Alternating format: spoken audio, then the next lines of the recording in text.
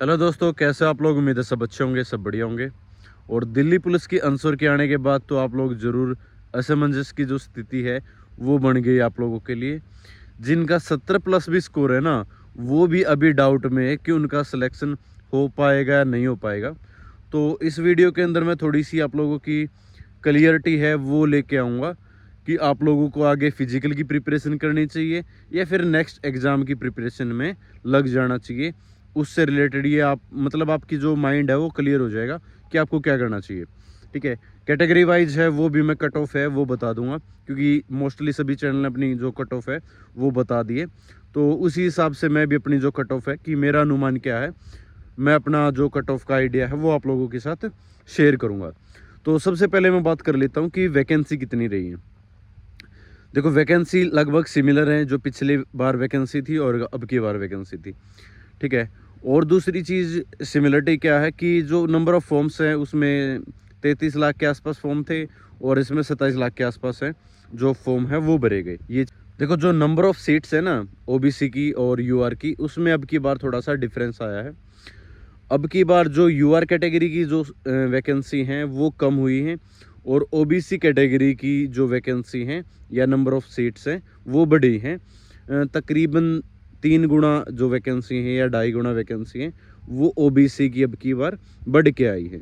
तो इसका मतलब ये है कि आपकी जो ओबीसी की कैटेगरी की जो कट ऑफ है फिजिकल वाली, जो पिछली बार ज़्यादा गई थी, अब की बार कम जाएगी 3 या 4 नंबर यूआर कैटेगरी से। ठीक है, और यूआर कैटेगरी की जो कट ऑफ है वो फिजिकल की भी ज़्यादा जाने का अनुमान है और आपकी जो फाइनल कैटेगरी है उसमें भी जाने का अनुमान है। सेम लड़कियों के साथ भी ऐसा ही हुआ कि ओबीसी कैटेगरी जो आपकी नंबर ऑफ़ सीट्स है, ठीक है, वो बढ़ी हैं और यूआर कैटेगरी की कम हुई है। ठीक है, तो दूसरी बात कट ऑफ का थोड़ा सा मैं बता देता हूँ एक्सप्लेन करके। जैसे पहले टीसीएस एग्ज़ाम करवाती थी ना, टीसीएस का एक पैटर्न फिक्स रहता था और लेवल इससे थोड़ा सा हार्ड था। हार्ड मतलब 4 या 5 क्वेश्चन का डिफरेंस हम मान के चल सकते हैं कि जो पिछली बार टीसीएस ने करवाया था या टीसीएस करवाती रही है उसमें और इस एग्ज़ाम में। ठीक है, दूसरी चीज़ इसमें कई इस तरीके से मिसमैनेजमेंट है वो देखने को मिला है। एक तो एडमिट कार्ड को लेके बहुत सारे बच्चों का एडमिट कार्ड ही डाउनलोड नहीं हुआ। दूसरा क्या कि उनके सेंटर हैं, ठीक है, वो मतलब टाइम से पहले ही चेंज कर दिए कि कल आपका एग्ज़ाम, उससे पहले ही सेंटर है वो चेंज कर दिए। तो बच्चे बहुत सारे ऐसे भी है जो पहुंच नहीं पाए, जो अपना एग्ज़ाम है वो नहीं दे पाए। और तीसरी जो खामी है वो आप लोगों ने अभी आंसर के आने के बाद देखी होगी कि बच्चों के ऑप्शन हैं वही चेंज मिले हैं आंसर की के अंदर, कि बच्चों ने कुछ ऑप्शन और सेलेक्ट किया था और जो आपके आंसर की आई है उसमें कुछ क्वेश्चन और भी सिलेक्ट हो गया है, मतलब अलग से सिलेक्ट हो गया है। ठीक है, तो ये मिसमैनेजमेंट है वो देखने को मिला। दूसरी चीज़ या दूसरी मैं एक तरह से खामी कह सकता हूँ कि इस एग्ज़ाम की, कि स्टार्टिंग में बच्चों को ये लगा था कि एग्ज़ाम ईजी है। आपका पैटर्न ये देखो, एक छोटी सी इन्फॉर्मेशन और आप लोगों के साथ शेयर कर देता हूँ। अगर आपसे घर पे प्रैक्टिस नहीं हो रही है फिजिकल की, तो आप रेवाड़ी के अंदर गुरुकुल 365 नाम से खुला हुआ है, वहाँ पर आप विजिट कर सकते हो। रहना, खाना पीना सारी चीज़ें एक ही प्लेटफॉर्म पर आपको देखने को मिल जाएगी। तो वहाँ पर आप सुबह शाम प्रैक्टिस कर सकते हो। जो कोचेज़ वगैरह वो भी अच्छे हैं। तो जो भी आसपास का, रेवाड़ी के आसपास का, वो वहाँ पर विजिट कर सकता है। Thank you. फिर मॉडरेट से हार्ड की तरफ चला गया था, लेकिन ऐसा भी नहीं है कि काफ़ी हार्ड चला गया हो। लेकिन स्टार्टिंग में बच्चों ने ये माइंड बना लिया था कि एग्ज़ाम ईजी आ रहा है, तो इसलिए जो ज़्यादातर बच्चों ने अटैम्प्ट ज़्यादा किए हैं क्वेश्चन। ठीक है, और ज़्यादा अटैम्प्ट करने की वजह से क्या हुआ है कि बच्चों के जो स्कोर है वो नेगेटिव में चला गया, मतलब उसके मार्क्स हैं वो कम हो गए। आप लोग आंसर की से पहले जो ये बता रहा था कि मेरा 80 प्लस स्कोर बन जाएगा, ठीक है, वो 70 वाली रेंज में आ गया। मतलब 8 से 10 क्वेश्चन का सभी को धक्का लगा है। जो लड़कियाँ ये सोच के चल रही थी मेरा 60 प्लस रह जाएगा, ठीक है, उसका 50 वाली लाइन में है वो स्कोर है, उनको देखने को मिला। अब इंतज़ार किसका है? अभी नॉर्मलाइजेशन का। देखो, नॉर्मलाइजेशन अब की बार परसेंटाइल मेथड है वो यूज होगा। मतलब आपका नॉर्मलाइजेशन होगा वो शिफ्ट वाइज होगा, कि अगर आपकी इजी शिफ्ट रही है उसमें आपका स्कोर बेटर है तो आपका स्कोर है वो कम होने की संभावना है।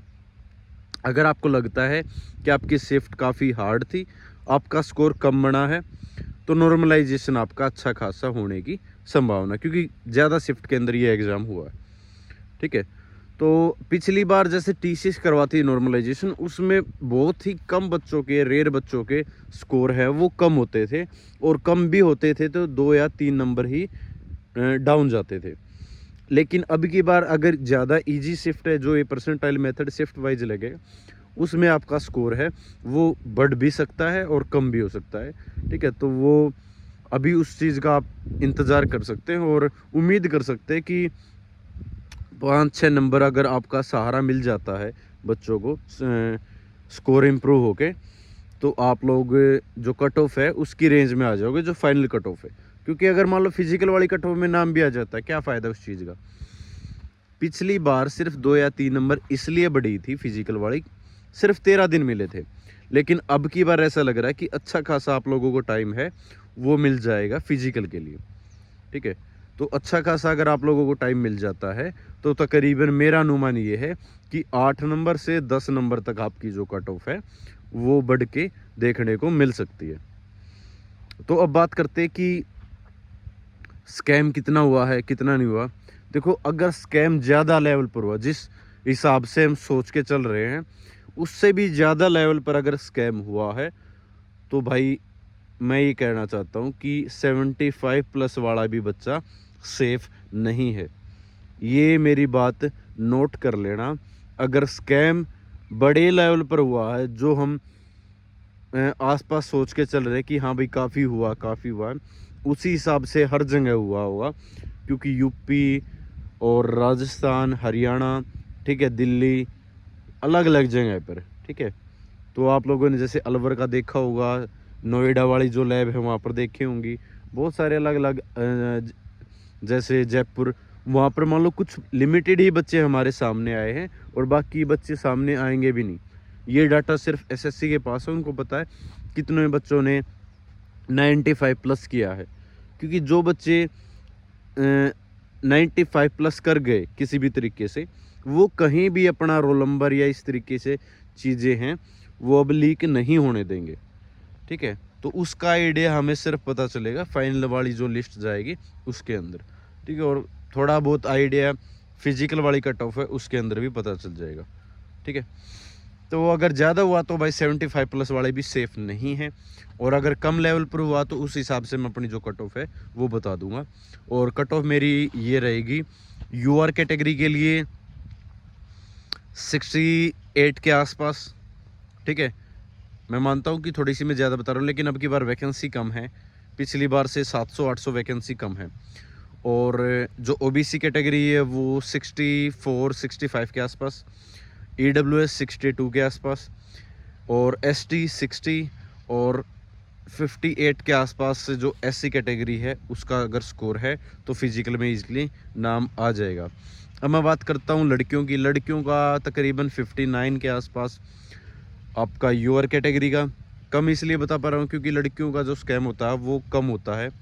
ठीक है, जो जितने भी एग्ज़ाम करवाए गए होंगे उसमें तकरीबन 95% लड़कों ने करवाए होंगे वो। ठीक है, मैं ये अनुमान लेके चल रहा हूँ, इसलिए 59 के आसपास यूआर कैटेगरी, ओबीसी की 57 के आसपास, ईडब्ल्यूएस की भी वही 56-57, और एससी कैटेगरी 52-53, और एसटी कैटेगरी 53-54 के आसपास।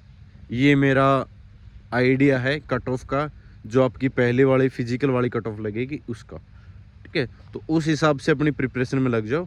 बाकी आपको अगर ये अनुमान है कि मेरा स्कोर बढ़ सकता है, मेरी शिफ्ट हार्ड थी, तो भी आप प्रिपरेशन में लग जाओ। अगर इनसे 2-3 नंबर या 3-4 नंबर कम भी है तो ठीक है, तब भी अपने फिजिकल में लग जाओ। और कोशिश करो कि जब आपका स्कोर कार्ड आ जाएगा, ठीक है, वो आता है, मतलब उससे पहले आपकी फिजिकल वाली लिस्ट आ जाएगी, उसके बाद स्कोर कार्ड आएगा और उसमें एनसीसी के मार्क्स जुड़े हुए देखने को मिलेंगे।